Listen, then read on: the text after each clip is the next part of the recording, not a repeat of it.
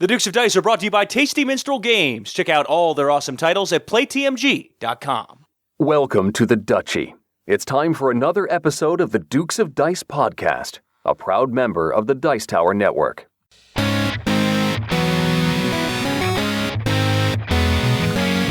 Coming to you from the Duchy in the Duke City, Albuquerque, New Mexico, it's the Dukes of Dice, a podcast about board, card, and occasionally role-playing games. Today, the Dukes review Gamelyn Games' Tiny Epic Western. Then they look back at their review of Between Two Cities in their Dukes Double-Take. And finally, they talk about the use of poker in board games. And now, the Dukes of Dice.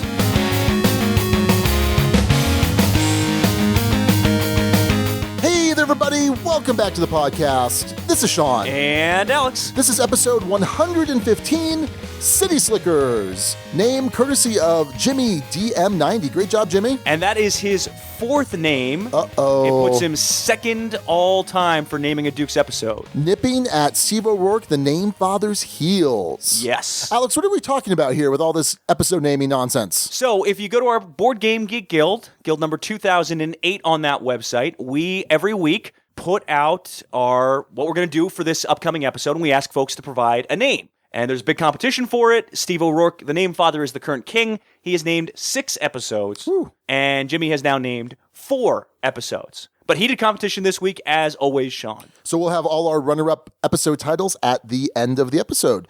So real quick, couple bits of show business. We've got Extra Life coming up pretty quickly, November 5th. What's that? That's 2 weeks from now? 3 weeks from now? It's coming up quick. Yeah, I think it's more like 2. But this is for an excellent cause. It supports Children's Miracle Network hospitals all around the world. We're playing for the University of New Mexico Children's Hospital here in Albuquerque, the Duke City. And we're going to be playing games over at Empire Board Game Library for 24 hours. And again, Duke will we. Alex I will not be there the whole 24. We'll be working. Yep. But hopefully some Pandemic Legacy will get in, maybe a little bit before and a little bit after your shift. Maybe. We'll see. We can hopefully finish up that campaign. Well, I don't know if I want to do late night Pandemic Legacy. Okay. Well, think about it. The world's at stake, Alex. I think we'll be okay. Well, okay. Well, we'll see. But anyway, I'm going to put a link in the show notes, and you can go support the Dukes, but most importantly, support the Children's Miracle Network hospitals. If you want to make a donation, that would be fantastic. We've also got people across the country, across the world are playing here in the Duke City. Chris, our buddy Chris Holm, is running the one over at Active Imagination. So that's going to be really cool. And we've got our third annual Extra Life episode, which will be coming as a result of that. So looking forward to that. And then finally, before we start talking about some awesome board games, let's talk about our Patreon campaign. It's patreon.com/Dukes of Dice. If you want to go help out the Dukes over there, we'd really appreciate it. We have a brand new Knight of the Duchy, Matthew Krakoff. Want to say thank you to him. Appreciate that very much. And also big thanks, as always, to all of our amazing Patreon supporters. So thank you, everyone.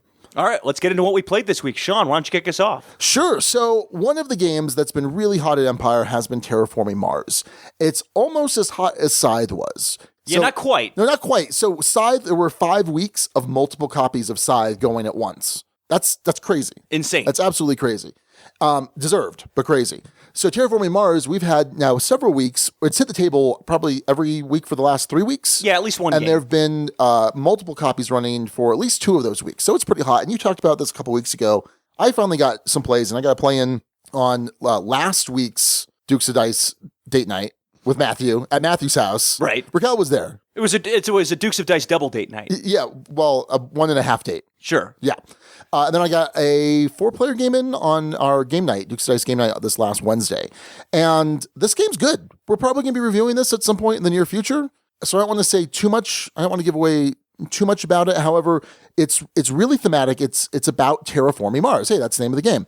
And it's a lot of card play. You're playing these cards from hand to do various things, crash asteroids into Mars to increase the temperature. You're building up plants to turn into these vegetative areas that produce oxygen. You're trying to seed Mars with water, so there are these oceans, basically making it livable for humans.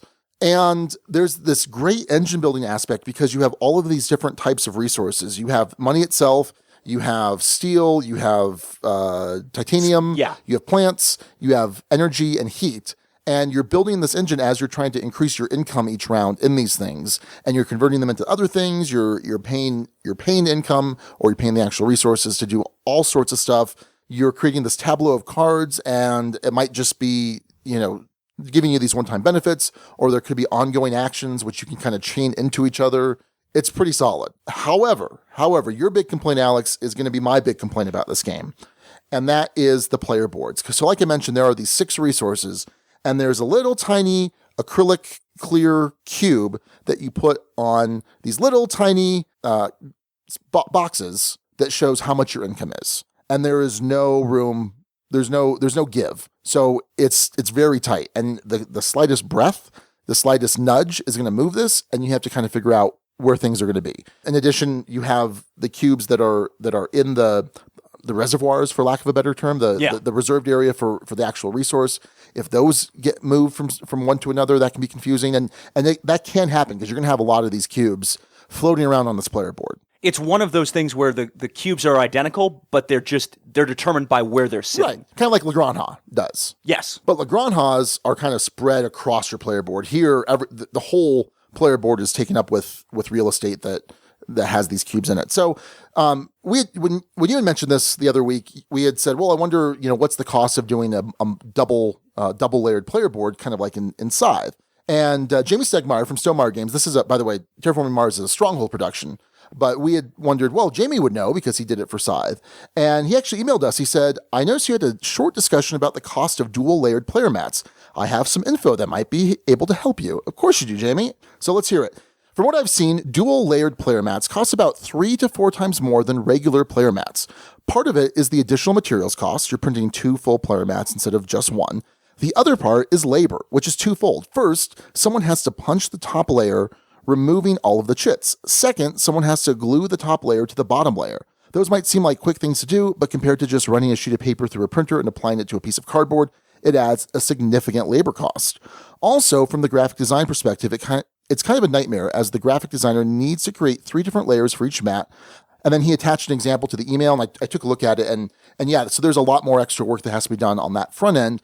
Plus, then also the cutting has to be perfect. And I remember there were a bunch of updates for Scythe throughout the Kickstarter, or post-Kickstarter, where he was talking about having to adjust the size of the cutouts just right so it fit the components and so it lined up correctly. So I definitely remember that. So he continues, so I can now see why so few publishers use dual layered mats. I would only do it again if it was absolutely necessary, as I think it was with Scythe. I haven't played Terraforming Mars, but based on what Alex said about it, it may have been a good call. So... Well, and there was some talk, too, about maybe using a single layer mat with that, where you could, it's similar to Evolution, how Evolution handles it, where there's space for those cubes to go and at least be locked in. Right. But it's not double layered. It's touching against the table. Sure. The only issue there with either of these options, and there was a follow-up email that Jamie sent where he had mentioned that you need to also make sure that there's enough width of cardboard in between the boxes. And right now there's not, the way it's designed. So the player board would potentially get bigger or would have to be designed in a little bit different way. But yeah, either one of those options I think would be solid. It's already an MSRP of I think $69.95, so $70. And there's a lot of game in that box. Oh, there is. Oh, yeah, there absolutely is. So just something kind of interesting. I appreciate Jamie taking the time to reach out to us and provide that expert opinion, more than just, not opinion, but expert experience. So yeah, it is a problem with the game, although our friends over at Meeple Realty, I know... Pledge your fealty to Meeple Realty. Yeah, so Tommy over there has been working hard at putting together the Terraforming Mars insert. He just started posting some pictures on Facebook and other places online, and there is actually an overlay insert that for the player boards, which will resolve this issue. So looking forward to that very much. And I'm looking forward to more plays of Terraforming Mars. I do like it. So it's probably going to be an upper end score. But where, Alex? Okay.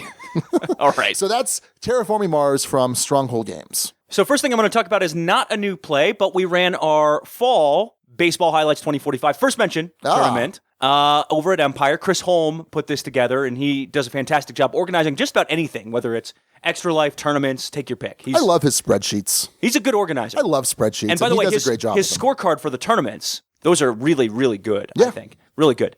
So we had, this time, instead of our first tournament, which in the spring was a 16-team tournament, we had Mike here for that. This one was a bit of a smaller affair. We had an 8-team tournament.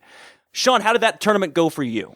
Not well. I didn't make it out of the division games, which I'm now 0-2 as far as making it out of the division. So we play round robin. It's a division of 4, and whoever the you two play players, a 3-game series doing buys after each game. Yeah. And the top 2 players from a division advanced to the semifinals. And I ended 4-5 of my 9 games, and there were 2 other players with more than that, so I did not advance. How'd you do, Alex? I did better. I did better than that. I had a record of 6-3 out of the divisions. You know, it's not a competition. It was. Yeah, it was absolutely a competition. And everyone else in the group finished 4-5. I should say, for folks who don't know, typically you would play Baseball Highlights 2045 head-to-head, upgrading your decks, kind of countering with someone. When you're playing in tournament, it's far more of a meta game. So I went head-to-head, ultimately went to the semifinals against Jared Quintana, another kind of Duke regular for sure, and ended up just getting by him in a 5-game series, beat him in 4 games. His son, Kevin, who was also playing in the tournament, also made it to the semifinals, got knocked out in the semis, got swept by Chris Holm. So it was the tournament organizer versus the guy who's the super fan of the game in the finals. And Chris and I had an epic final series, and I do mean epic. And one of the great things about Baseball Highlights 2045 is you get a lot of these epic finishes from time to time. It's part of what I love about the game so much. The tournament that we had at Dice Tower Con, Max won on the last card. Right. That was a fantastic ending to that tournament. For this one, it was Chris Holm and I going toe-to-toe. He wins the first game. I win the second game. He wins the third game. I win the fourth game, and we go to a 5th and final game 5. I'm leading 3-1. Oh, boy. He has 2 men on base. He throws out a card that gives him a homer as his last card of the game. I have a defensive save to try and win the tournament. And if I either make it and win the tournament, or I miss it, and he wins. Simple as that. There's no other option here.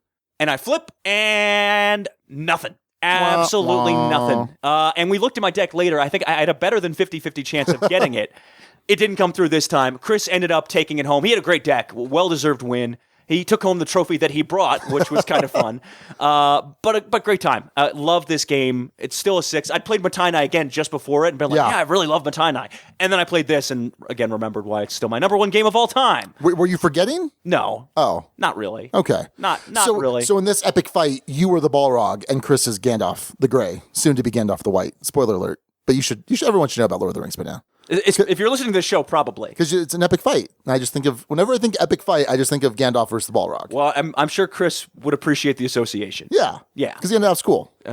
Anyway, congratulations to Chris on both running a great tournament and on winning the great tournament that he ran. Absolutely. So that is Baseball Highlights 2045, the tournament. So last night's Dukes of Dice date night at Empire. Featuring Matthew and Alex and Nick. And Eugene. Oh, and Eugene and Candy came, yeah. Yep. So I got to play Xenon Profiteer for the first time, which is something that you had played previously. Had you mentioned it on the show? I have. Okay. I think I did. Okay, I can't recall. Pretty but sure. Yeah, you may have. And Nick's played this a lot. Nick's been a big fan of this. Also, our buddy Len, he is a big fan of the designer T.C. Petty, who I think is at Puppy Shogun on Twitter. He's also done Viva Java, the dice game, and also Viva Java, the game. And this was a very interesting engine building game with some deck building. I think it's a deck builder. I think it's clearly a deck builder. Yeah, it's a deck builder. With more of a deck thinning component built into it than you might normally have. Right. So what you're trying to do here is you're trying to harvest the gas xenon. And you have a deck that's made up of nitrogen, oxygen, krypton, and xenon. And you go through this chain of actions on your turn. The first is to distill the air cards or the different gas cards from your hand. And you have to do it in a certain order of priority. And the idea is that you want your hand to only have the xenon gas at the end of this distillery process.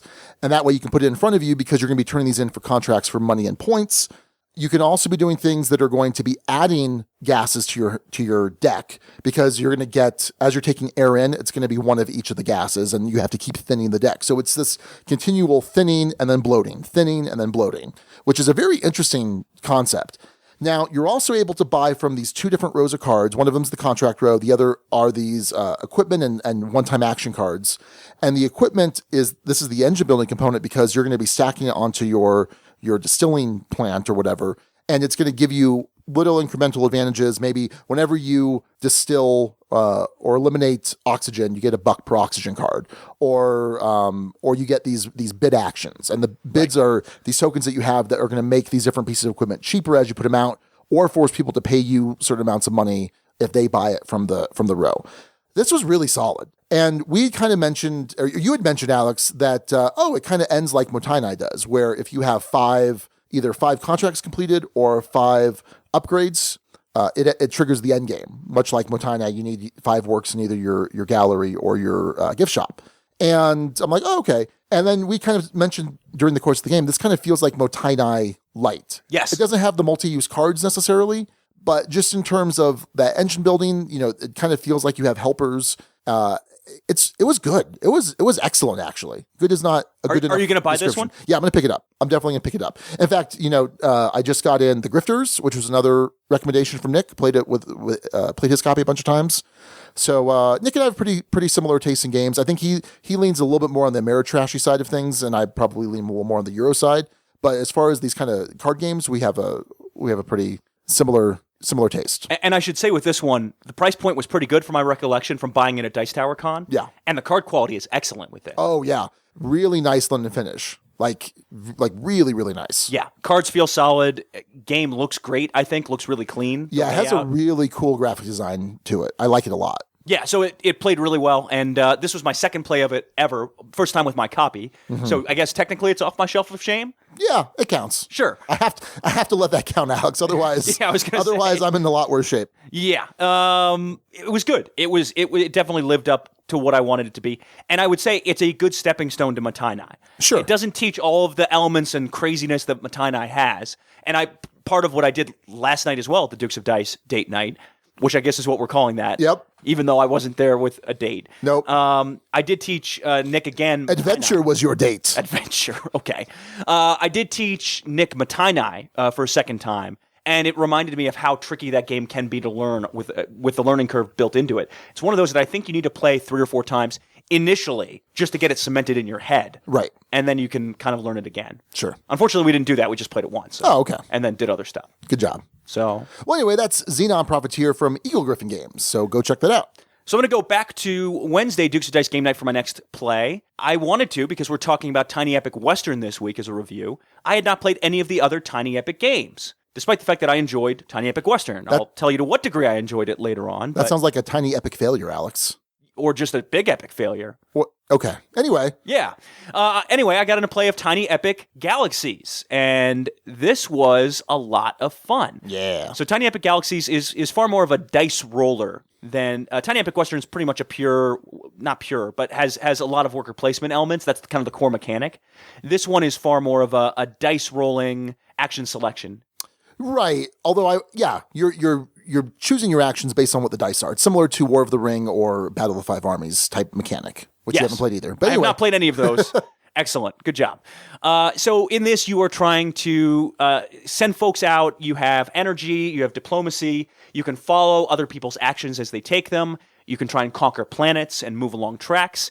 You have secret objectives that you're trying to fulfill during the course of this game. You can take colonization actions on your individual planets. As you upgrade your empire, you get more dice to roll, you get more ships to place out. And it's one of those that, again, I see the beautiful elegance of this whole series really spelled out. There's a ton of game in that box. Oh, absolutely. And I'm curious to see what the expansion does to it. I wasn't positive. It's Beyond the Black, right? Beyond the Black that just ended about a month ago or so, which I did back. Yeah. I enjoyed this one a lot. And I don't want to talk about this one too much in depth because I want to use it as a comparison point during our review of Tiny Epic Western. But I definitely like this quite a bit. Yeah. For sure. Yeah, I was hoping to get to play it because I brought my copy so that you could play it. What was I doing? Terraforming Mars, I think. I think you were. Yeah. So I was hoping to play it again because I do enjoy it too. I think it's pretty solid. But I'll save some of that discussion like you for the review. Back over to you, Sean. All right. Well, finally, I'm going to talk about some online plays. I got to play Castles of Burgundy with my buddy Ellie. He was one of my buddies from high school. He was at Dice Tower Con this last year. We were hoping he's going to get to BGG Con. Doesn't look like it. But as always, love Castles of Burgundy. And then Matthew, he won, by the way, by like 2 points. Ha! It's really, I think it's his like... Nice job, Ellie. It's his like 4th or 5th game, and it's probably my like 50th, and I'm just like, ah! There was something on the guild about gaming rivalries this week. Oh, gaming nemesis. Gaming nemesis. And he framed it as someone who you just can't seem to beat. Yeah. I do beat you a decent amount. Sure. Not all every game. I don't know what the percentage would be if we looked at it. Okay. We could quibble over that. I don't think it matters. But I always root for you to lose. You absolutely do. So good job, Ellie. Yeah. And then I also got to play Thunderstone with Matthew on Yakata. And this is the original Thunderstone, not Thunderstone Advance or the third edition that's coming out, I think, early next year. Or the AC/DC themed game, Thunderstruck. Yes, no, it's not that. Oh, that sounds cool. Yeah, turning songs into board games. Yeah. That would be an interesting other future thing to do, because we've done song pairings with board games. But what's a song that would make a good board game? I don't know. Future discussion topic. Okay, great. Remember that. Anyway, go ahead. Sorry. So Thunderstone is an interesting deck builder where you are collecting these different heroes, you're collecting equipment to equip them, and you can either on your turn go into the village to buy cards from a pool of cards, similar to Dominion-style deck building, or you can enter the dungeon where there is a gallery of rogues? Rogues gallery? No, there's not a rogues gallery. There's a gallery of monsters that you defeat kind of Ascension style. So the two different types of deck builders where there's a pool and there's a rotating gallery, it blends. So you're fighting paintings of monsters. Yes. No, words have multiple meanings, Alex. Keep up. Oh, jeez. And so this is really cool because you get to actually upgrade these heroes. So there are 3 different levels of heroes, and there's usually like 4 or 5 heroes depending on the number of players or whatever. And as you progress, as you buy more of these heroes, you can buy the next level, or you could spend experience points to upgrade your old heroes into the more advanced heroes. I really enjoyed. Did you play Thunderstone, the deck builder itself? Maybe a long time ago. It would have been. I think I did. International Tabletop Day at Active Imagination like 3 years ago. That's a very specific memory. I know. Because I remember that's the last time I've actually played it. I think it might have been before that. Okay. But over at your house. Okay. I have played it. I'm pretty sure. Yeah. Did you remember liking it? It was all right. I think you liked it more than you're remembering. Maybe. Yeah. It's a really solid game. Thunderstone, the original one, the one that's available on Yakata, no thank you. It is it is much clunkier than the Thunderstone Advance. Thunderstone Advance is really solid. In addition, I don't know that playing asynchronous deck builders is online is really the way to go, because I feel like in deck builders, turns can be so quick and you're just constantly waiting for your turn. And that's why I don't necessarily like certain deck builders with like 4 players, because there's a lot of downtime. And then when you play your hand and then you wait like 5 or 10 minutes for your opponent to take their turn online, it just kind of slows. It's not as enjoyable that way, I guess is the easiest way to say it. So I wasn't crazy about it, but it did make me want to play Thunderstone Advance, the actual physical copy that I have, which is interesting because it's actually been slated to get rid of. I felt like Xenoshift kind of replaced it, even though there are some significant differences. Now I don't know. Now I may actually want to hold on to it, because I enjoyed it. I don't know. Maybe I'm kind of coming back on deck builders. Last thing we'll talk about this week is, all right, the pronunciation on this. I've heard it both ways. I would tend to go with Haspelknecht. Yeah, but it's not. But everyone keeps saying it's Haspelknecht. It is. It absolutely is. Absolutely? Absolutely. Excellent. Absolutely. Alex. Yes. That was my... Was Sean that Connery? Bane? Oh, I thought it was Bane. No. I thought you were going for Bane Nope. there for a second. Nope. Can you do Bane? Hello, Mr. Nope. Nope. Nope. Nope. Nope. So Haspelknecht is the story of early coal mining in Germany. The Ruhr Valley. Yes, you are mining coal and then using it for stuff. Wait, so let's... Sean, why don't you explain this more thoroughly? Let's spell it out real quick. It's Haspelknecht. Yes. Although I'm realizing that I'm reading that off of what you typed into our show notes, and now I'm having doubts about whether or not you typed it correctly. You probably did. I think I did. Okay. All right, fair enough. So yeah, this is an interesting action selection game where there are 3 different colors of actions. There's yellow, black, and brown, which represent different things you can do, and you're going to be drafting from these pools of available actions. It's kind of a hard concept to explain, and we're going to be reviewing this at some point in the near future, and so we'll probably reserve kind of that full explanation. But you're then assigning these different colored discs, and you're going to at most have 5, and you're going to assign them to either gather wood, to mine coal, to harvest wheat, or some other different actions. But the big thing here is there's this tech tree. There's this layout of, 20 different hexes? 20 different... Depends on player count. Okay, depends on... Okay, 4 players that we played.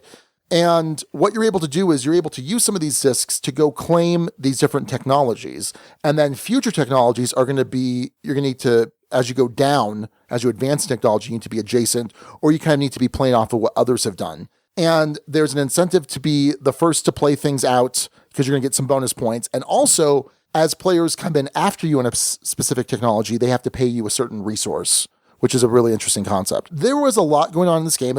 I think it actually plays at a pretty snappy pace once everyone knows what they're doing. This was three first-time players, you, Raquel, and I, and then Matthew. This was his second play. But I really feel like that third round, because there's 3 rounds to the game, and then there's 3 actions per round. That third round, I think, went really quickly, as we all kind of knew what we were doing, and we stopped asking questions as much. Except this is another one of those at the very end of the game. It can kind of grind to a halt, where you're trying to maximize points. Sure. Does this give me the most points? Does this give me the most points? What can I do here? What actions do I need? And I guess it falls in that category of, what's the word? Oh, yeah, it's a Euro game. So, yeah, they all tend to do that.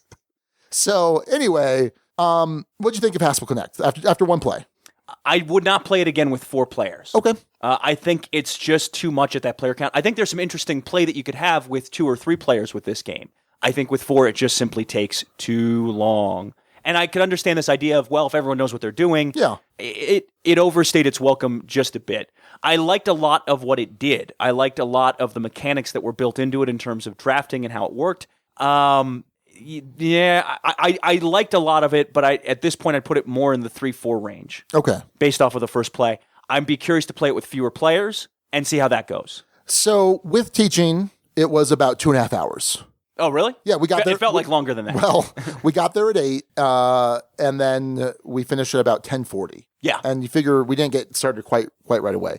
For me, it did not outstay its welcome. I came in last, a very solid last place. Oh, yeah. You got slammed in this. Yeah, this is a very strategic game, and there needs to be, I think, some long-term planning.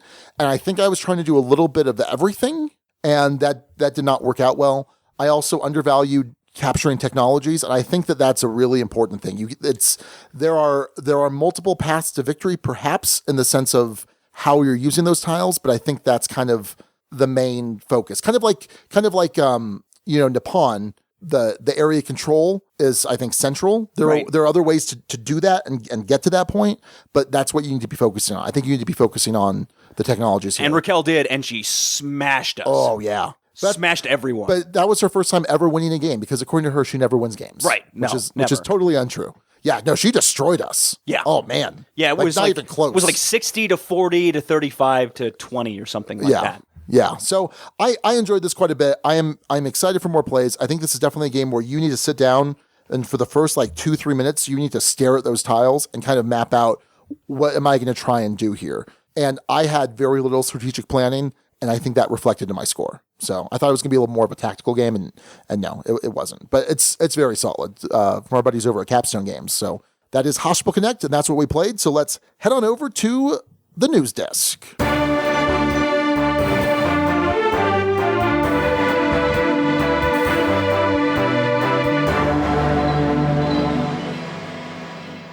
All right, first up in news, Colt Express is getting its own app.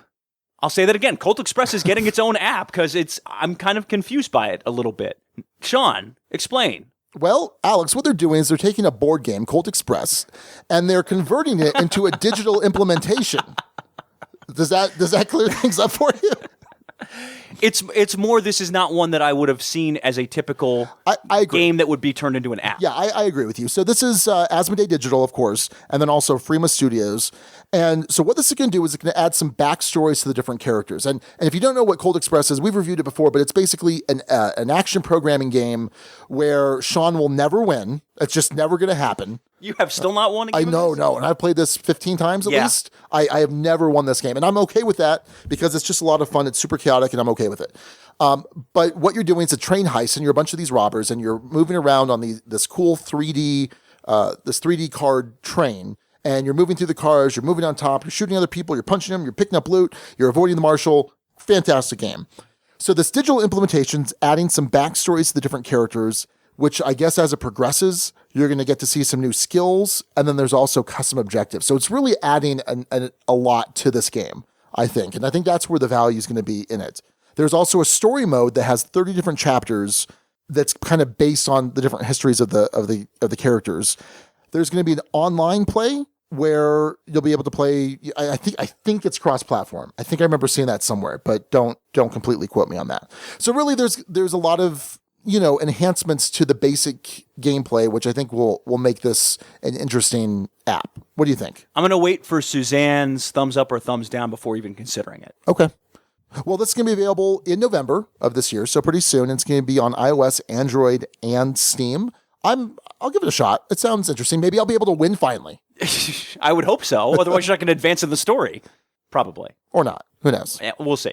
Next up, scratch and play games. Sean? Yes? What's going on with this one? I'm very confused today. You sure are. So this is from Notre Game. Let me repeat that. Notre Game or Notre Dame? Either one. Okay. Probably Notre Game. So this is an interesting concept. So you know how you have those scratch and win lotto cards where you try and scratch off with a coin and hey. And win money? Yeah. Yes. But more often lose? So I don't know that there's that many games that use this quote unquote mechanic. I mean, in the Legacy game and in Pandemic Legacy, it has a scratch off component, but it's not, it's just kind of hiding something and you scratch it off. It's not an inherent like mechanic of the game, I guess. So there are two games that Notre Game has coming out. One of them is called Planet Surprise. And okay. Planet Surprise. Surprise. Good news, everyone. Yeah. And basically you are scratching off these different world cards to find what resources are hidden there. And you're competing over these. You're going to take different actions throughout the game. I guess there's 10 actions that you'll take throughout the course of the game. And there's 16 planets to pick and choose from. And you'll scratch it off, see what you find, or you can have your opponents scratch it off. I don't know. It sounds interesting. This was launched at Essen. It's going to be making its way over here at some point. I mean, the novelty of it's interesting. If the price point is right, then sure, why not? Is this one? How many games do you get per purchase? I'm not sure as far as the distribution model goes. Okay. So it might be like, oh, here's a pack of 16 scratch cards for $5 for one game. That sounds kind of interesting. If it's a good game. Yeah. I mean, again, I think there's probably a novelty to this. Now, the other game that's not out yet is called Scratch Wars. I've got an itch. Can you scratch it before I do? No, that's not. Creepy. Yeah. So this one only needs 2 cards. And again, I'm not sure about the distribution model for this, but you only need 2 cards. And you're picking a hero and you're scratching off the hero's different stats and abilities. And apparently each card's going to be pretty different from one another. You can add cards to this where you're going to get different weapons and equipment. And so this could be a really simple game, or you could really kind of deck out your heroes. This is replayable though. So you're not scratching it off during the game. This you're kind of scratching off beforehand. And so there's replayability with this one. Again, it sounds different. It sounds interesting. It might not be good. It may be fantastic. Who knows? But from the concept of it sounds kind of neat. I wanted to talk about it. So this should be coming out sometime in 2017. And there's also going to be an online version of Scratch Wars as well. So Notre Game sounds interesting. I'd throw them a couple bucks to give it a shot. All right. Good for you. Yeah. All right. Up next is... Wait, explain to me this giving someone money? You're exchanging it for a good and or service? I'm not confused about that. Thank you very much. Okay. All right. Coming up in Kickstarter, Steal This Game. Okay. What's your confusion here, Alex? There's no confusion with this one because I'd sent it to you. I think you may have already seen it when I'd sent it to you, but that's fine. No, I saw this one as well, and this is a really cool background to this one. Also, really not cool background at the same time. Yes. If that makes sense. It's the Schrodinger's cat of cool backgrounds. No, you know what it is. I do. Okay, then that's not Schrodinger's cat. Well, it's both cool and not cool. Until you know it. Open the Kickstarter page. What? But you know what it is already. Okay. It's simultaneously both things. That doesn't mean it's Schrodinger's anything. Yeah, that's what it does mean. No, it's not. Okay. It absolutely isn't. Okay. It exists that's quantum mechanics. It exists in both states until it's observed, and then you observe it, and then find out it's both. Okay. It's in both states. Okay. And you're observing it. Yes. Meaning we're past the Schrodinger's cat piece of things. So at one time it was. I was just talking about the duality of it. Before you found out about it, and maybe it could be cool or not cool. That would be the case with any Kickstarter. You got it, dude. Moving on. Take that, Sean. Yep. We went to Game Court over a Kickstarter. And over quantum mechanics. Yes. Awesome. Right in on the Dukes of Dice Guild with who's actually accurate with that. Anyway. I think Jeremy would know. He might. Yeah. I'm sure he'll write in. He's a light engineer or something. Or something. Well, let's get back on track here. All right, so let's read the description. Imagine for a second that you're selling your latest board game at Essen. You recruited volunteers, set up demo tables, and built up your booth. Your games are selling like cardboard hotcakes. All is well until you turn around and your shiny new cash box is gone. This is Steal This Game based on a true story. Yeah, so Ludicreations at Essen Spiel, just a couple weeks ago, had their cash box stolen at the fair. And they think that there were professionals that were, because there are actually two different companies that had their cash boxes stolen. And I think that these were professionals that were going around and trying to steal a bunch of different cash boxes. There were other publishers that reported kind of weird people came up that didn't know too much about board games that were kind of trying to test the waters to see if they could steal the cash box. So a really unfortunate, sad story. I mean, it's horrible. That really sucks, especially because there's a ton of money that you put into setting up a booth and getting your product there and everything. So it's horrible.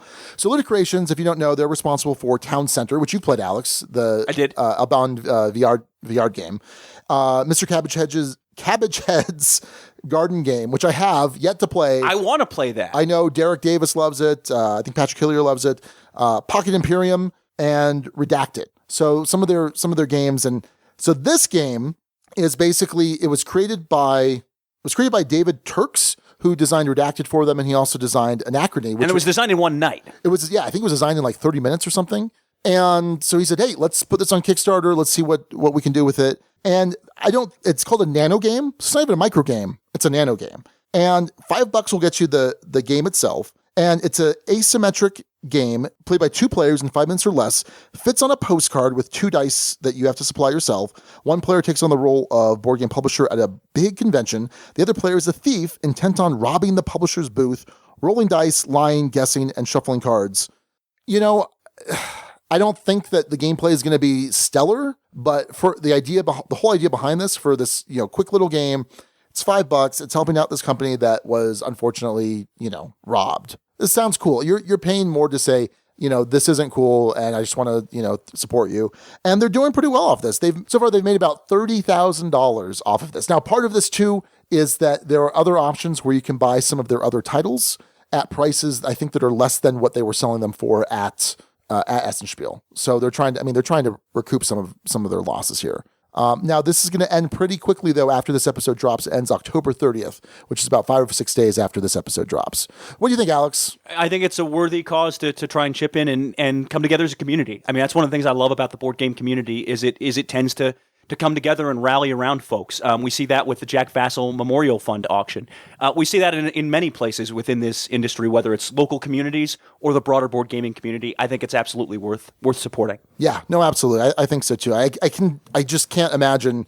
You've got your cash box. It's a couple of days into the fair. You've done amazing sales. You've been really happy, and you're like, oh, this is great. And then this happens. So I'm glad the community can come together and kind of rectify that. Very cool. That's a look at Steal This Game. Just a few days left to back it after this episode drops. And that is a look at the news.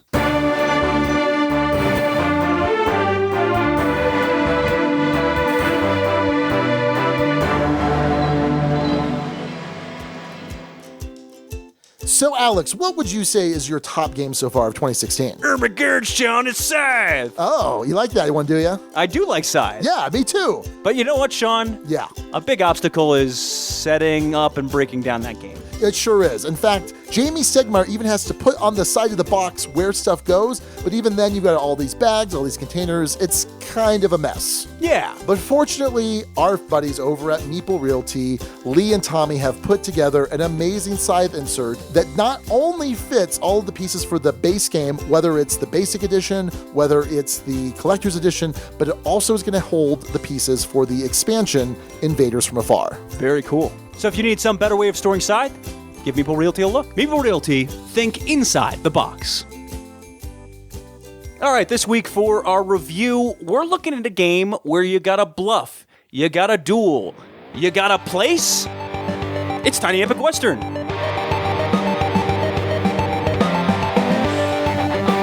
So Tiny Epic Western is the 4th game in the Tiny Epic series, designed by Scott Almes and published by Gamelyn Games. We've had Tiny Epic Kingdoms, Tiny Epic Defenders, Tiny Epic Galaxies, and now Tiny Epic Western. And this is the worker placement version, or the worker placement installment of the series.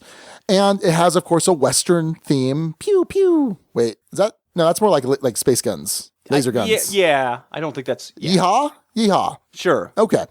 And what you're doing is you're going to set up a town, a tiny epic Western town, which has these cool little board cutouts that kind of look like a porch and a little area, and they're different colors. There's one for all the different players. There's also the sheriffs and the town hall. And the object at the end of 6 rounds is to be the player with the most points from buildings that they've built, and also from majority in these 3 different colors of industries, based on icons on the buildings that they've built during the course of the game. What's really neat about this is that majority of icons, the value of each of those is dependent on players who win each round of the town hall, where they get to basically move up the 3 icons in terms of value. And it's kind of hard to explain without the visualization element, but it's a very cool component.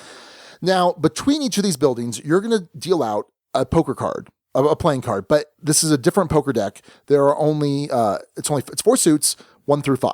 And it's not your typical heart, diamond, spade. It's teepee, it's skull, cowboy hat, and I forget the 4th one. So there's 1 card in between each building. And at the start of a round, you're going to be getting 2 cards blind. You get to pick one of them, because a big component of this is at the end or near the end of a round, you're going to be using that card to try and win 3-card poker hands at the different spots where you've placed your workers throughout the course of the worker placement component.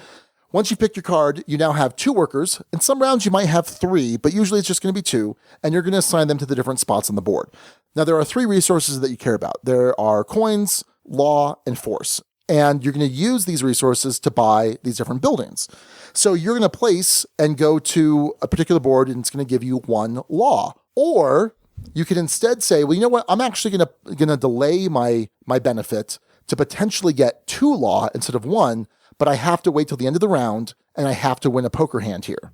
However, as people are placing, they could say, oh, well, I'm not going to let you get that, and I'm going to place my worker where yours is, and now we're going to duel. So you both roll a die, a 6-sided die, which is actually, in the deluxe version, it's a little bullet die, which is really cool. And you add up, you compare the totals. Tie goes to the defender. Whoever has the higher total is going to win and gets to stay standing up on the space. The other one gets laid down.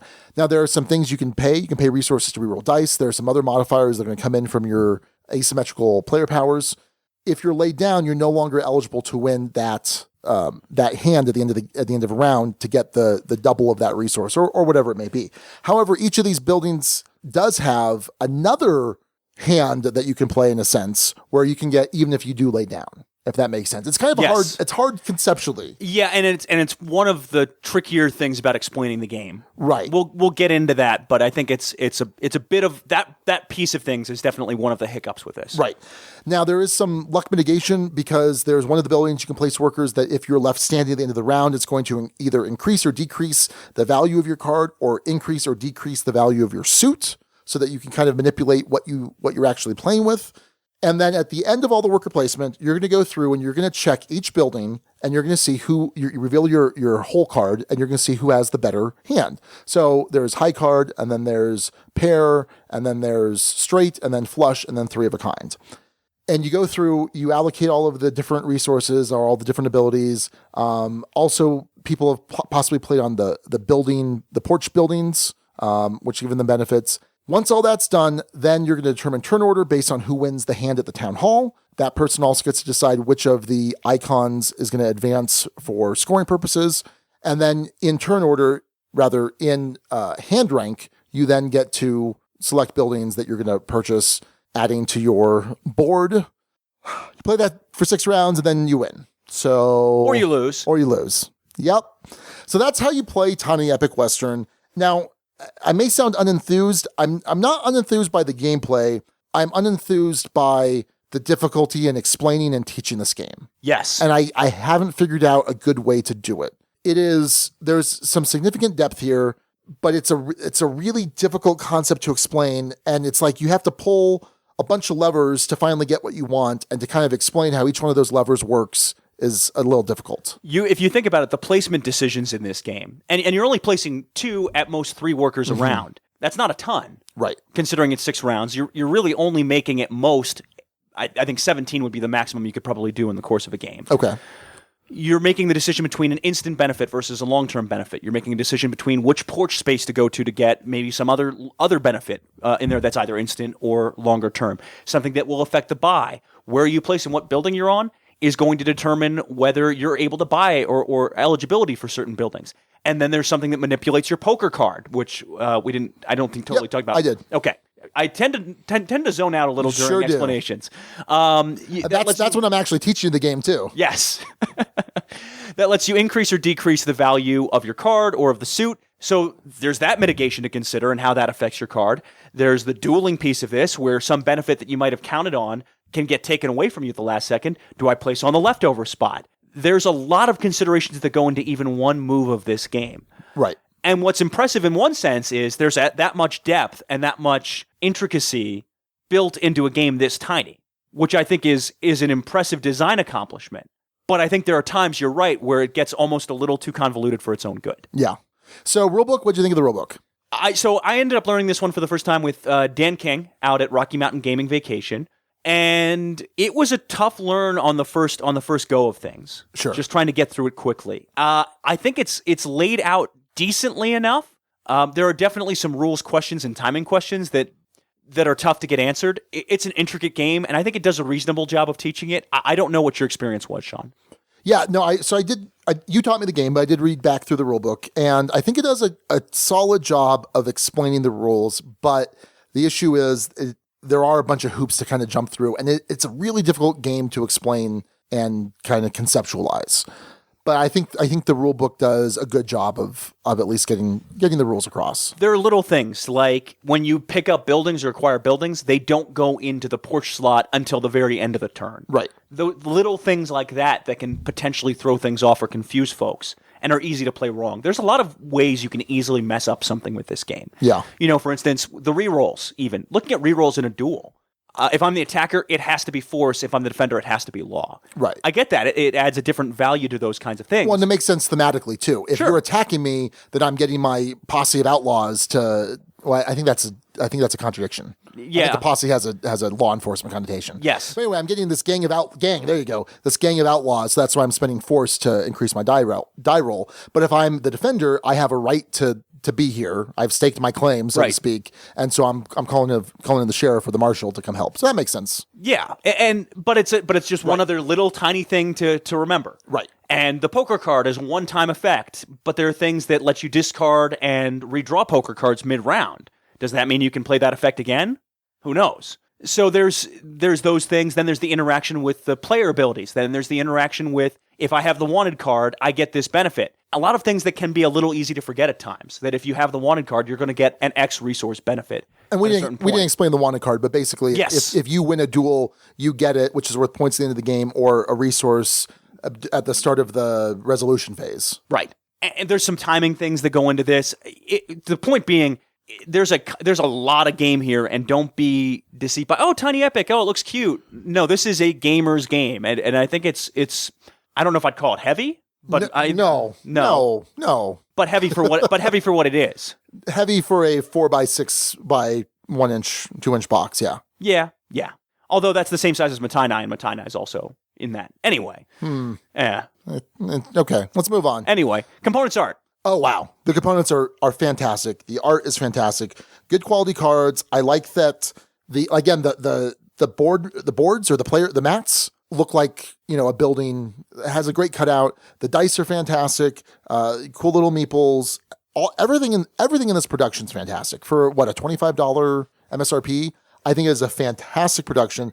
The box is a good, solid, thick quality. I know it's a weird thing to talk about, but it's a thick box. The inside of the lid has the FAQ for specific things, and then you can use the bottom of the box as kind of a dice tray. And there's art in the bottom of the box and top of the box. It's a fantastic production. Yes. Absolutely fantastic. And the efficiency here is, I think, what really shines. That the player cards are both simultaneously the player cards, or if you want to flip them over and use two of them, a player reference sheet. Right. Which you do need in this, for sure.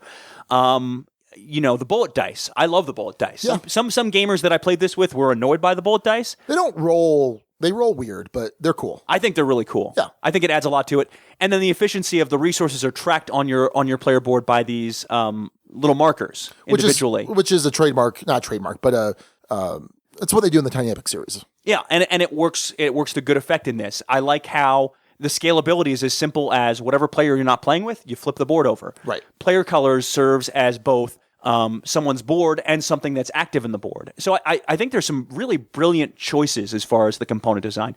One complaint I did hear from Dan King when we were talking this over initially is there's space in the box to make those player boards a little bigger.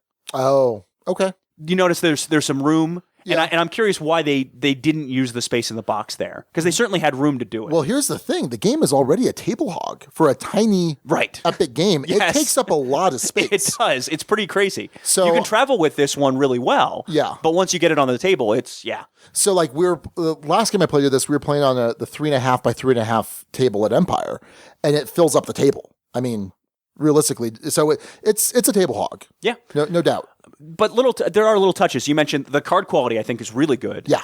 And the cards themselves, at least the poker cards, have that kind of faded Old West, it looks like an old kind of deck of cards look. Yes. I thought that touch was really cool. I like the look of this game and the feel of this game. Absolutely. It definitely lends itself, and we'll talk about theme later, but it lends itself to the theme of this, and I think that part of it works really well. The workers themselves, solid wood, look like people. They're not kind of typical meeples. They have little cowboy hats, and I think it's a bang-up job on components art here. This is, of all the Tiny Epic games, this is the best production they've done, I think. And not to say the others are bad, but this is clearly the best production so far. Yeah, no, absolutely raving about the production of this. All right, gameplay innovation. Yeah. Definitely innovative. What sense? I would call the poker card mechanic of this pretty innovative. The fact that you can... the fact that you have that one card in hand that you're using to make 3-card poker, but also have ways of manipulating the card itself, increasing or decreasing the value of the card.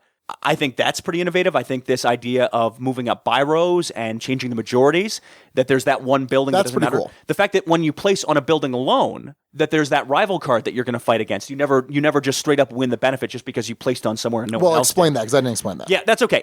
So when you're dealing out poker cards, you deal out one to each side of each building, so that'll make up a 3-card poker hand. Because you have a card on either side, and then one in hand, then yours. And if you're there against someone else, I'm going to compare my poker hand against your poker hand. If we're tied, we both get the benefit. That would take some manipulation because the cards are unique. Otherwise, whoever wins that one in a head-to-head with straight flush being the best and high card being the worst, ends up winning the benefit of that whole board, which is usually something like 2 law or 2 resources of your choice. Take your pick. If you are the only person to place there, you don't get a free pass. There's one extra card that's dealt out to what's called the rival card slot. And this obviously comes into play far more at, say, a 2-player count than it does at 3 or 4. You're going to flip that over and go head-to-head with that card. And that, you may get beaten by the house there. The house may end up and no one gets that benefit, or you may end up winning. But it does something where you never get a free pass in this game, for sure. Other innovative, I think that's the most innovative. At the core of this is that piece of things, Sean, and the manipulation of cards that you have there. Yeah, I think so. So I like that 3-card poker. I mean, we're going to talk about poker mechanics in non-poker games later, but I do enjoy that. That is also could be one of the most frustrating ones. And my issue here is you could get just the worst cards. So let's say that it's a bunch of 4s and 5s that are all out there, and you don't get a single 3. You get a 1, you get like a 1 and a 1 or a 1 and a 2, and you don't have any of the right suits to match for flushes on any of the buildings that you want. Okay, well there's a fix there. You can go to the sheriffs and you can increase or decrease your rank or your suit, and now you're going to have a good hand. Well, that's great. Except you may or may not get that ability if you lose a duel there. Right. Someone can fight you for that. And you've now spent half of your actions to do that. Maybe a third if this is one of the rounds where you have three workers. So you can mitigate, but it's kind of a high cost and it's not a guarantee. And I've had whole turns that have been completely derailed because I'm like, oh, well, I'll go here and I'll go here because I had 3 workers. But I'm only going to win these if I'm going to. I mean, maybe I picked the order wrong in that case, but yeah, to me that was kind of frustrating because the luck of the draw is significant. I'm okay with luck in games. I enjoy it when you can mitigate that, but the cost of mitigation seems really, really high. And that I found that frustrating. I could see that in a sense. I like how it handles mitigation beyond that in general. The fact that you can put something on the leftover space and you may not be eligible to buy the 2 buildings you're on. They may have been snatched out from under you, but at least you have an opportunity to get another one. I can understand your point that for the weight of game, I think the amount of luck in this is probably going to be a little frustrating to a lot of players. Sure. I get that. I do like what it does in terms of mitigation. I think it designs well with that. I want to go to a different point here for a second, because this is something I normally bring up in components art. There is one big iconography issue I have with this game. Okay. For the most part, the iconography is very clear. Hey, you go here, you get a law instantly, because there's that little exclamation mark for instant. Hey, happens during the buy phase. Hey, this happens during resolution. But you talked about this. If you're placed anywhere on a playmat, you're eligible for the pot bonus. Right. The bonus for having the best hand there, whether you got shot down in a duel or not. Sure. There's another space that has the exact same symbol. Where if you're standing up, you get it. If you're lying down, you don't. Right. And I get that mechanically, but there needed to be some sort of differentiation between those two symbols. Right. And that's the other thing too, not from a graphic design standpoint, but from the rule standpoint. If you're laying down, you are not eligible to win the action spot, but you can keep someone else from getting it. Yes. Yeah. You don't play for it. Well, you can't benefit from it, but you can keep someone from getting it. Yes. But you can still get the bonus one. And you're eligible to buy a building, but you don't get the effect if you're lying down. Right. So there's some confusion there that I think could have been cleaned up a little bit better by iconography. And I think it's one of those things that you have to emphasize repeatedly when you're teaching this game. And it's frustrating to have to emphasize it because it's fair enough for folks to look at the board and evaluate it and see that these two look similar and they don't work similarly. So last week when I talked about my initial plays of this, I had mentioned that I felt I didn't see a clear path of strategy, that it seemed like it was very disjointed in the sense of, well, I guess I would do this, which might help with this to then buy this building. And I had to struggle kind of seeing that path. I had struggled seeing the strategy, and that's improved some just from experience with the game.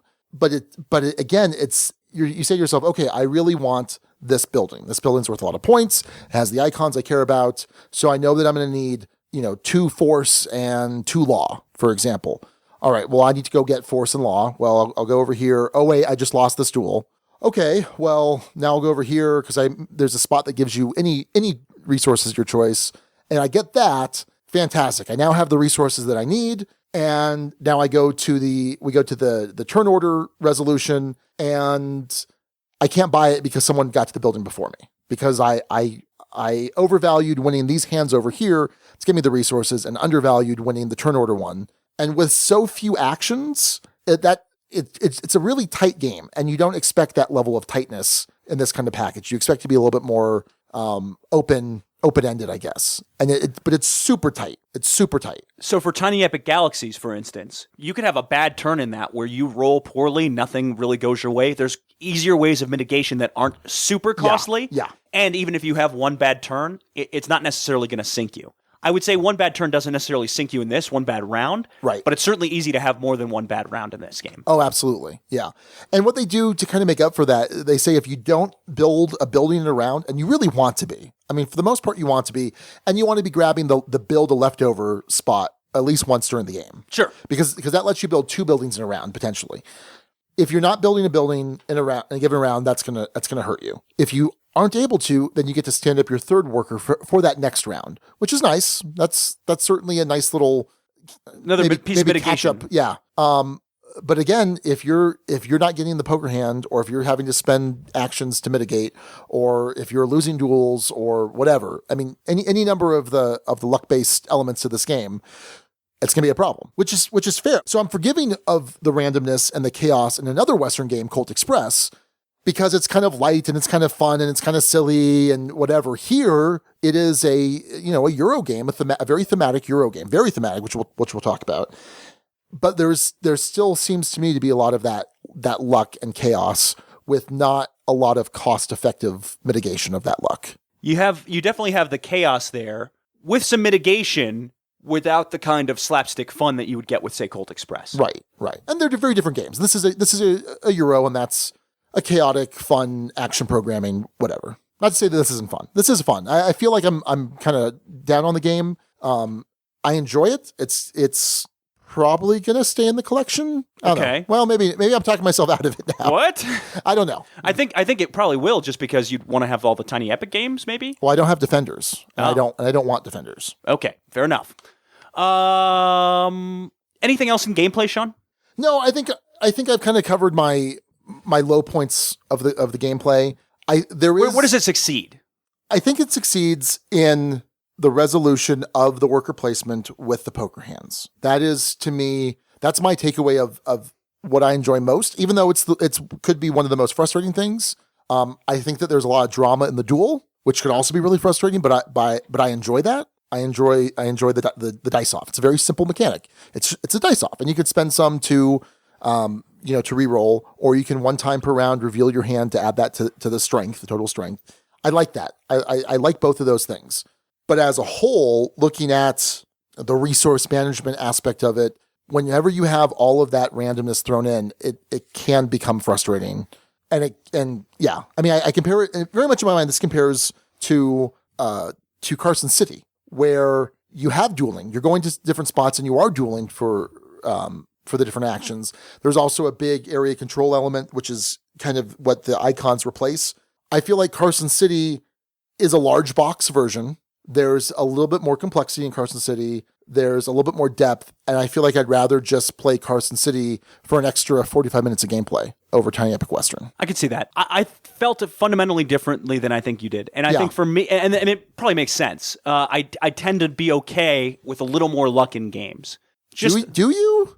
Yeah, I think I can be. All right, I'm gonna review some of the old episodes. I don't know that that's true, but go on. Well, we'll see about that. I'll let you have that. In this case, how it all ties together as far as a theme, and with the addition of the poker hands, the 3-card poker, the mitigation of that, the fact that you can buy leftover buildings, the complexity of the decisions, the trying to jockey over the majorities.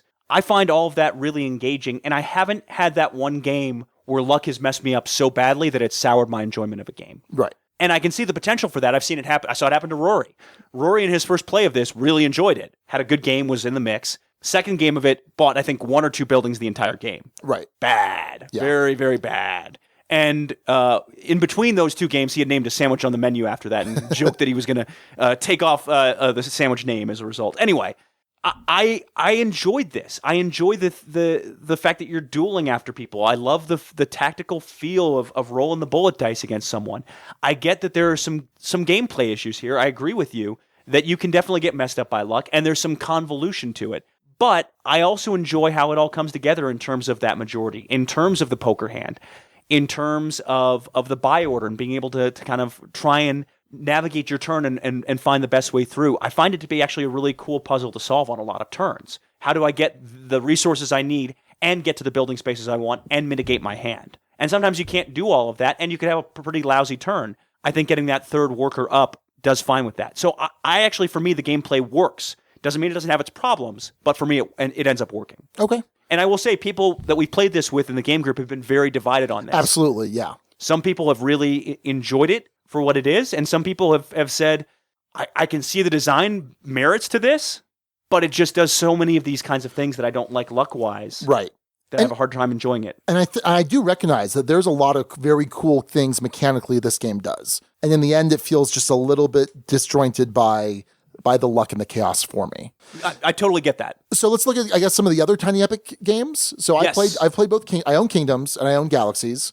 You got to play Galaxies. Right now, if I were to rank these, I would say Galaxies is by far my favorite. No question. I love Galaxies. I think it's really, really good. A lot of depth of decisions and really elegant. Kind of just a very smooth game. This game didn't feel smooth or elegant to me. I recognize the cool things that it does, but I wasn't as crazy about it. So Galaxies is number 1. I think probably then Kingdoms and then Westerns for me. Okay. Having played only 2, I've only played Galaxies and this. I would say Galaxies definitely is above Western as far as a game for me. Yeah. And I enjoy both of those themes. I enjoy Western themes and space themes. It's just a matter of the gameplay just worked better in Galaxies for me than it did in this game. Yeah, no, I agree. Like I had said before, it has that similar roll the dice and then assign the dice that you roll with mitigation. to choose the different actions, which has that similar mechanics to War of the Ring and Battle of the Five Armies, two games that I love. What I also like about Galaxies, by the way, is when it's not your turn, there's still things you can be doing and things you have to be paying attention to. Yeah, no, that's really cool. That what you were talking earlier about following. It's basically copying someone's action. If you potentially pay for a different effect. Well, yeah, different effect, but copying the action if you pay for it, which is a really cool concept. And so yeah, I prefer Galaxies. I think this is the best production of all of them by far. I mean, Galaxies has a good production, but I think just everything together, production-wise, is really solid. I feel like if you are a collector and you want to have the whole series, I think this is a good game to have in that sense. And obviously, if you enjoy the gameplay, you enjoy the gameplay. I don't know that I'm that crazy about it.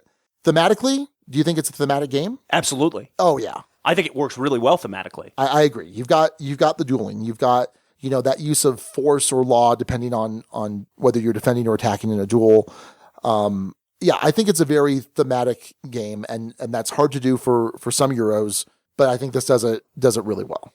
Very cool.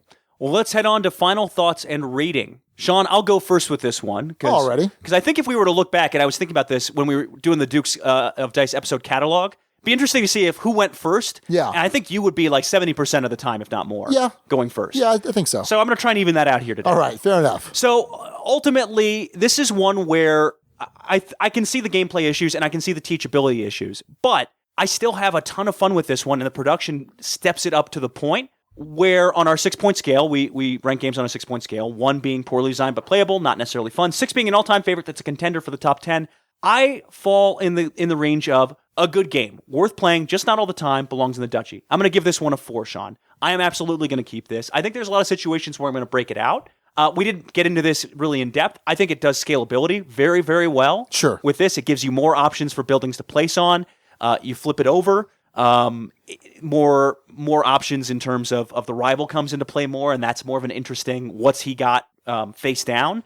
I think it works really well in many ways, and I'm disappointed in some of where it's fallen short, whether it be that iconography issue, the teachability things, and some of how luck factors in. But to me, as a complete package, I've enjoyed every play I've had of this, and enjoyed it to the point where I think I fall on a 4. And I'm not surprised to see that, Sean, your score is going to be lower than that, but that's where I'm going to fall. I will say with the caveat that for gamers that are more like Sean, you're absolutely going to have some issues with this in terms of the luck, right? In terms of how that factors in. And I will say for folks who tend to be on the lighter side of things, I might actually steer away from this in general just because it is that harder to teach one. Right, absolutely. So, yeah, that's where I'm at with Tiny Epic Western, a 4. So there needs to be a sweet spot for this game. Yes. I think for certain gamers. All right, well, so Tiny Epic Galaxies, I would give a 5. A great game, will rarely turn down a play of it. Solid 5. I mean, fantastic. Tiny Epic Kingdoms, I would give a 4. A good game, worth playing just all the time, belongs in the Duchy. Tiny Epic Western, I would give that a 3. Game is okay, not exciting, we'll play in the right situation. Now, here's the question. Is it staying in my collection? I think so. I don't know when I'm going to pull it out necessarily, but it takes up so little real estate. It's part of the series. So sure, why not? I was thinking you might have gone towards a 2. Oh, no. Game has some merit, but has significant drawbacks. It's not a 2 for me. It's not a 2. There's enough there that you enjoy. So I mean, it's not there in the description of a 2, but in a lot of in my mind, a 2 is I will not play this game again. Right. And I will play this again. I will play this in the right situation. It's problematic that I can't come up with the right situation right now. Because like I said, I feel like I'd rather play Carson City, even though it's going to be in 45 minutes or an hour longer. But I would play this game again. I'm certainly not saying never again. So yeah, it's a very solid 3. I'm still very excited to see more of the Tiny Epic series. Very good. All right, so that's our review of Tiny Epic Western. Sean gives it a 3. I give it a 4. You are listening to the Dukes of Dice, proud members of the Dice Tower Network. For other great shows in the network, check out dicetowernetwork.com. Back to Alex and Sean for this week's Dukes Double-Take. All right, in this week's Dukes Double-Take, Episode 63, The Space Between, and this was one of the most secretly contentious episodes we've had on this show. This was and I don't know how much we've talked about this on the show or not. I think we've talked about it to some degree. Yeah, we talked about it a bit. So this was when we reviewed Between Two Cities, a Stonemaier game And this was one where we ended up giving it the same score. Yes. But behind the scenes, there was some kind of drama there. Well, not even behind the scenes, but the way I described the game and the way you described the game was very different. Yes. So ultimately, I gave it a 3+ is sort of how we both actually said a 3+ here. Yeah. I praised the components. I thought the components were great. I thought it had some degree of innovation, especially in how it handled cooperation. But it lacked variability. Yes. And to me, it didn't feel like a complete game. It felt like it needed something else there to either step it up a bit or whatever else. And I agree that it lacked variability. I absolutely agree with that. What was cool about this is it plays up to 7 players, and you're building these 2 cities. You and your partners to the left and right are drafting these tiles. You're building this 4x4 city on either side of you, and you're scoring the least points of the 2, which is a cool concept. So there's some working together, and there's using the buildings in certain ways because there's residential, there's the factory tiles, and they all score in different ways, kind of like Quadropolis, which came out after. And it is very light. It is a very light, quick game. People weren't crazy about it at Empire. I had a lot of success with it at my old job. Right. And I played it several times after the review there because it was really quick, and it was an easy teach. It was a really easy teach, and it played a good number, 7. I mean, we usually had between like 6 and 8. And so that was a good number. And how you described it at the time was you still want to keep and have access to this, hence why you called it a 3+. Yeah. But you called it very situational at the time. Yes. And I would still agree with that it was very situational. The situation would probably be your typical family reunion or something like that, where you might have newer gamers. It's because it's an easy teach. There's some element of cooperation with competition built into it. Yeah. And I think that for the most part, I would have brought this out at Empire more when, early on in the night, when we're waiting for people to show up. It's quick enough. It's easy enough to teach.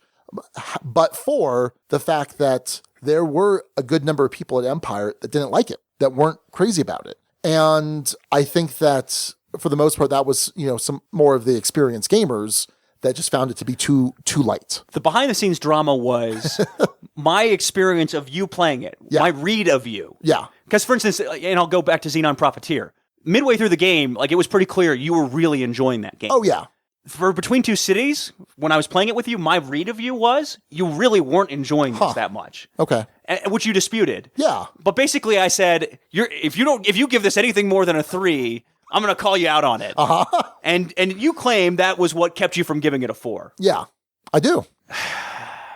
Big bully Alex. Yep. Yeah, because you're so weak-willed of a person that I am. I'm a delicate flower, Alex. Oh my! Well, you also said that there was some Stonemaier fanboyism and whatnot. To be clear, we've reviewed a lot of Stonemaier games. Yeah. This is the one that we both, and I think even now you would say is probably your least favorite of the Stonemaier games. without a doubt. I mean, I'll rank them right now. Scythe, yes. Viticulture, both 6s. Yes. Euphoria, yes. very solid 5. In that order. Yep. Yeah. And Between Two Cities. Oh, yeah. Yeah, that's the order it goes in. Yeah. For sure. And I think we have the same ranked order. I think we were in a different place on Between Two Cities, at least since. And this is one where I think the double take is interesting. Yeah. For sure. Let's go to guild thoughts, and then I'm curious to hear where you end up on this one, Okay. Sean. So Chris G said, Between Two Cities is a weird one for me. Its lack of replayability was obvious from the first play, yet I've actually come to enjoy it more over time. Go figure. Still a 3 for me, but I'm pretty stingy in giving 4s. Sean, are you going to be stingy in giving this one a 4 now? So here's the thing. I'd still be playing this if I were working at my old job, where we were having regular lunchtime and team building games. I would still be playing. I don't have that anymore because people at Empire weren't crazy about it. I've just been like, oh, well, I'm not going to even suggest bringing this out because I know what a couple people here think of it, and I know they're not going to be crazy about that idea. So it's kind of interesting where had I still been working at my old job, I'd probably, without a doubt, give it a 4 because I'd still have been playing it and I think still enjoying it for what it is. A very light, a very simple, a very quick, semi-cooperative drafting game. And so I feel like it's kind of unfair to say, well, I haven't had those opportunities. I don't know. And I'm still worried. I'm still worried about you calling me out. I'm not going to call you out. All right. You've played it since. I have played it since. You have played it since, for a double take usually is a good sign, and we've certainly had the scores get raised on future plays. I've probably played it 4 times since over 2 or 3 sessions. Okay. And yeah, I'm going to give it a 4. I'm going to raise it to a 4. A good game, worth playing, just not all the time. Shenanigans! Just not all the time. It does belong in the Duchy, though. It is a game I do want to have in my collection. I think Jamie's check was cashed. So it was. Thank you, Jamie. That arrived, and it's been deposited, so thank you. I'm going to keep this one at a 3. I don't think that's any surprise. I don't think... Has there been any announcement of an expansion for this or something to add more to this? I don't believe so. It was one that at the time I felt like it needed an expansion. I felt like there wasn't enough there. I liked a lot of what it did, but I'm not conflicted on this one at all. I haven't played it since. I haven't had the opportunity where I've suggested it. I could see, for instance, though, with a KRQE game night, if I bring folks from the station out to Empire Board Game Library, I might break this one out with them. But typically, not so much. So this one's gonna stay at a 3. It's okay, not exciting. We'll play in the right situation, and I will play this again in the right situation. So that's where I stand on that one still. All right, that's going to do it for our Dukes double take of Between Two Cities. I keep this one at a 3. Sean moves it from a 3 to a dastardly ill-earned 4. Jeez. We're going to jump to our discussion topic for the week, poker in games. But first, a quick word about our sponsor. Guilds of London. So wait, is this what you're going for? Werewolves of London. So first of all, werewolf and guilds have different numbers of syllables. Yeah. Second off, the way you do London is not clipped at the end like he does it. You're nitpicking, you do it all Sean. sing-songy. Look, acknowledge my greatness as a performer. I will do no such thing. Okay. Instead, though, let's talk about some games from Tasty Minstrel, including Guilds of London, which you and I have not had a chance to play, but our buddy Mike Fitzgerald has talked this game up. An interesting hand management action selection game, medieval London, where you're trying to gain control of different guilds, send people off to the colonies. Sounds really interesting. The one I have played, though, is Thieves Market, which is also currently available, just came out from Kickstarter, where you are manipulating dice to try and buy cards to gain some special powers and have the most infamy at the end of the game. Check out TMG at playtmg.com. All right, this week, for our discussion topic, we are talking about poker in games. And Sean, I'm going to let you lead the way on this one because this was your idea. Sure was, Alex, which makes sense because we're talking about Tiny Epic Western. So there are some games that use poker as an element. These are non-poker games that have some mechanic of poker, whether it's the rankings or an actual kind of mini game of poker or whatnot. So like, for example, there's Doomtown Reloaded, which is based off, so it's the LCG or ECG technically from AEG that is being discontinued, I guess. Because it hasn't done well, but it's a great game. I have 2 copies of the base game, and I've got the first couple saddle packs. Why do you have 2 copies of the base game? Because you need multiple sets of cards to build decks. All right, it's okay. Don't worry about it. It's fine. No one will play it with me. Raquel doesn't really like it, but I like it, and you're building these poker hands for different aspects of the game. And what's cool is that a certain type of card is always going to be a king of spades. And so as you're building your deck for the gameplay, because it's a constructed deck game, like Magic or whatever, and as you're building it, you have to be cognizant of what are my poker hands going to actually look like. So it's a really cool aspect of the deck construction. There's games like Shot and Totten or Battle Line, which are, the same game essentially, where you're building these 3-card poker hands to win these flags. And that's a cool mechanic. Shadows over Camelot. Have you played Shadows over Camelot, Alex? I don't think I have. Okay. So it's one of those, trader games, old game, Days of Wonder. It's been around for a while now. And you're building, straights and flushes and things like that, which is kind of weird for the theme of it, for, Arthurian legend. But it's involved there. Tichu and Chimera. I almost said Chimera. Tichu and Chimera, it's not really a poker mechanic, but you have straights and flushes and things full like houses. Full houses.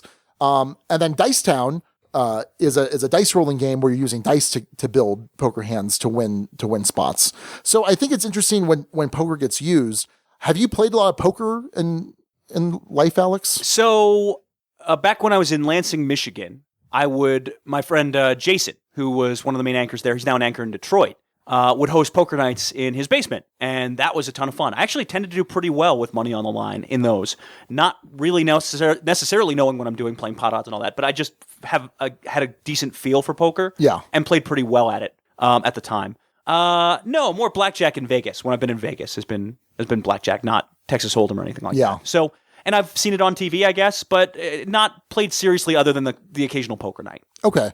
And when you say the occasional poker night, I mean, are you talking like Texas Hold'em or like crazy, like, oh, we're going to play, 5-card draw Federation Day? Texas Hold'em. You want to know what Federation Day is? No. It's where 2s, 1s, and 5s are wild because the Federation was founded in 2151. It's an episode of The Next Generation. Or in real life, there was like Dr. Pepper, where like 2s, 4s, and 10s are wild. Like crazy stuff like that I remember playing as a kid before poker like really hit it big in the early 2000s. It was on ESPN and like you had the World Series of Poker and things like that. I learned a ton of gambling games growing up. On the streets. On the streets. No, like with my grandparents, like we'd play blackjack, we'd play poker, I got taught craps at an early age. We'd have I still don't know craps. A craps mat. Oh, craps is fantastic. And so I played a lot of it growing up. And then, of course, when it took off in the early 2000s, I had a bunch of friends and, I stopped playing, crazy games. Now we're playing straight up Texas Hold'em or Omaha High-Low, which I'm horrible at Omaha High-Low, but I love to play it, but I'm really bad at it and it's just not good. And so I played a lot and I actually read a lot. I probably read like 15 different poker books over the course of a couple years. I was playing poker a lot. I played at casinos, kind of low stakes games, and I did fairly well playing, like 5-6 hours at a time. I did well in some casino tournaments. Home games, when I was waiting tables, I had probably 4 or 5 different home games a week that I played in and was making more money in home games than I was actually waiting tables, or, depending on the week. And which was pretty interesting. And I've done well in a lot of like home tournaments and things like that, but I haven't really played poker a lot in the last 8 years, I'd say, probably since law school started. Actually, that's more like 10 years now. Oh, that's kind of crazy. And I love poker. I love kind of figuring out pot odds. I love the bluffing element of it. That's something that we're not seeing in the board games necessarily. You don't see that bluffing, or you don't see. It's different when money's on the line. Have you ever played poker where you're like playing with like pretzels, or you're playing with like popcorn? Maybe it's meaningless. It's absolutely meaningless. Yeah, don't do that. It breaks down as a game. And I think we talked about this a while back, where we talked about how money is necessary to create stakes in a lot of these games. Right. That game shows themselves have reasonably poor mechanics unless there's money on the line. Exactly. So I enjoy poker, and I enjoy when you're having these poker mechanics in game, like in Tiny Epic Western, you can sit there and you could say, okay, well, what am I losing this particular building to? Oh, I'm losing it to, any 2 or any skull. And what are the odds? Well, there are these many cards out. There are these many cards that are blind. So I've got, I'm going to lose 60% of the time. I should not go here. I should go over here, where I'm going to lose to 30% of the cards. So I like that. I like making that calculation in games. And so I appreciate when poker is introduced. And so here's the question. Is it a lazy mechanic, especially for a Western themed game? Because it seems like there are a lot of Western games that use poker. I don't think so. Oh, okay. No, I wouldn't call it lazy. All right, well, moving on. Yeah. No, I'm just curious because it gets used a lot in Western games. Okay. I mean, you have spaceships used a lot in space-themed games. Are spaceships a game mechanic? Not usually. I guess they can be if they're moving around. Never mind. Good try, that was Alex. one of the dumber things I've said on this show. I don't think it's lazy. I don't have a good argument as to why. Okay. Back to you. Excellent. Let's go to the guild, Alex, and see what else the guild has to say. Let's raise the level of this discussion. All right, Scott Duvall says, Hocus by Grant Rodiak combines multi-use cards with Texas Hold'em concepts to create a unique experience that scales well at any player count. Players can build up to 2 pocket hands, then combine them with one of 2 community sets of 4 cards each. The cards can double as betting chips, which are placed face down to build a pot for each community. One suit provides special powers, and players can choose to play with asymmetrical factions that add even more options to the game. I've introduced this game to several gamers, and the feedback has been very positive. I definitely enjoyed this one when we played this. Okay. I feel like I remember you being a little bit more down on it. I was okay with it. Okay. Yeah, I enjoy as in, I had fun and I played again. Okay.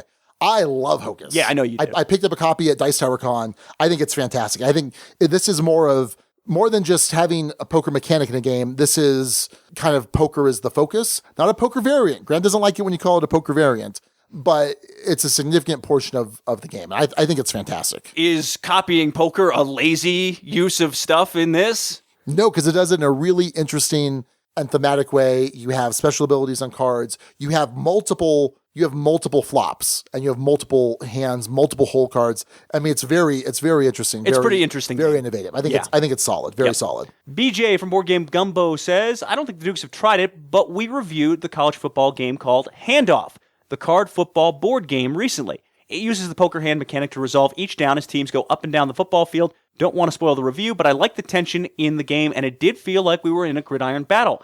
I'd never played a board game with a poker hand mechanic, but to my surprise, it works very well and makes me want to try tiny epic westerns.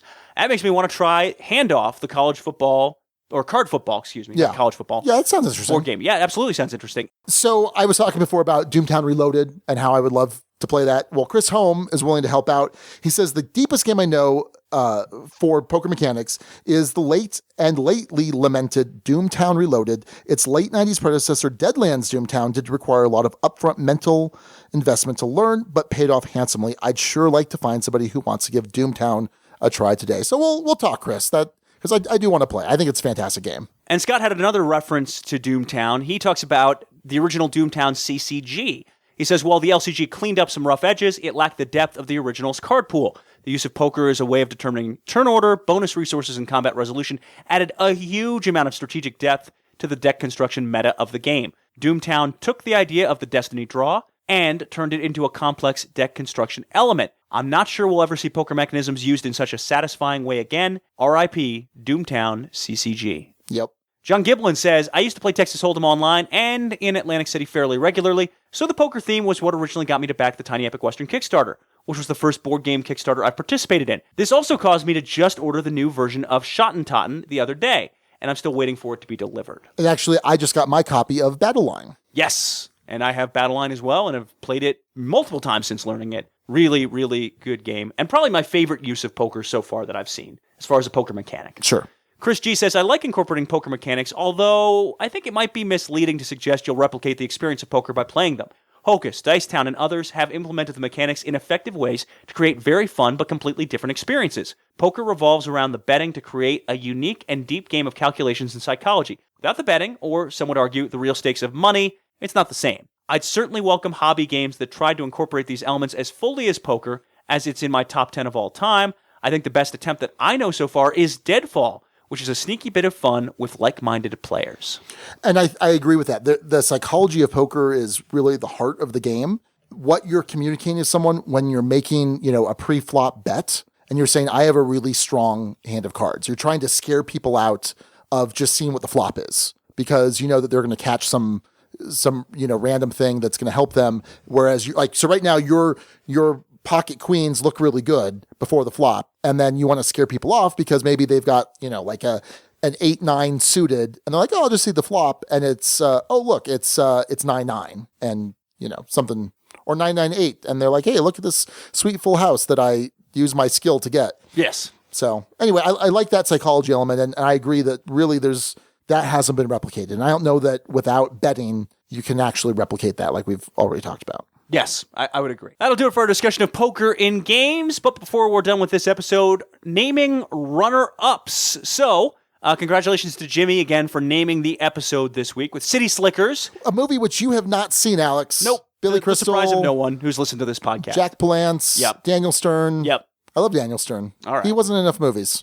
Here are runner-ups for this week. Matthew S. with High Plains Drafter. Yes. Off of High Plains Drifter. The Clint Eastwood movie from the 70s. And Between Two Cities has drafting in it, so pretty well done. Chris Schreiber, Full House on the Prairie. Now, someone pointed out that, well, there isn't full houses in Tiny Epic Western, but guess what? We were discussing poker this week anyway, so I was cool with it. Nice job, Chris.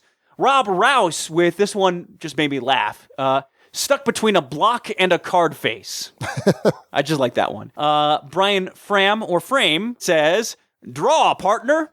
That works in this one because it's kind of a Wild West phrase, but also Between Two Cities is a lot of partner play to some degree. Does that remind you of the pilot episode of Arrested Development? Where Michael thinks his dad's going to make him a partner in the business? Oh, yeah. And George Michael's like, well, how do you know? Well, he's been calling me partner a lot, but he's kind of been in a cowboy phase recently, so... And finally, to wrap up the top 6, Scott Duvall with A Fistful of Tiles. Yeah. I like that one. Another Clint Eastwood movie reference. And reference to the tiles in Between Two Cities. So, well done as always, Guild. Thanks again to Jimmy for naming this week's episode. Congrats to him for rising above the pack with City Slickers, episode 115. Or taking over the gang. Sure. Or the posse. Leading the posse. In this case. There posse. you go. Yeah. All right. Well, excellent work as always, everyone out there in the Guild. Until next time, this is Sean. And Alex. And as always, Hail Hydra.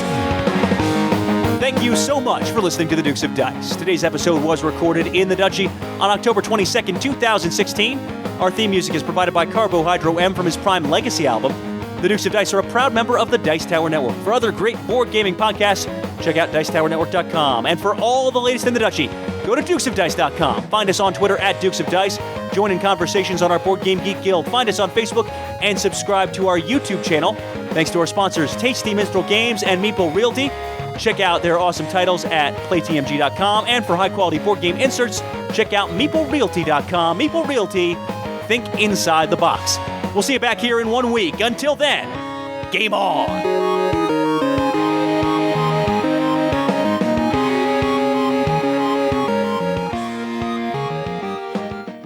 That is the fastest I've ever read that outro. Yeah. The fastest. You're like the Flash of people that And it was just in the nick of time. Just in the nick of time. Yeah. I'm sure it's really interesting to everyone waiting to hear what we're going to talk about in the end credits. Oh, talk okay. about Sorry. Our timing. Did you have something else? No, I don't have anything else. I'm just saying that, you know. I mean, I could start reading random stuff on the table. Silver Legion. Sliver. It's Sliver Legion. Oh, I can't even read that properly. Sliver Legion. Yeah, that's Yes. one of my Magic commander. Legendary commanders. creature, Sliver. Yep. It's a sliver, guys. All Yeah. sliver creatures get +1/+1 for each other sliver creature in play. Hidden within the clicking, chittering swarm in a unique mind, still young but growing more aware as time passes. And here's the thing. So that's the commander of one of my commander decks, my EDH decks, and there are no slivers in the deck. It's actually my ally deck, which is crazy. I don't know what any of that means, Sean. I have a card that lets me turn either that into an ally or lets me turn my allies into slivers. So it does some crazy stuff in there. It also has all of the dual lands, so it's kind of an expensive deck. Yeah, Magic the Gathering's the best. How are lands so expensive? Because they're multicolored lands that count as both types of basic lands, which means they can be fetched. Yeah.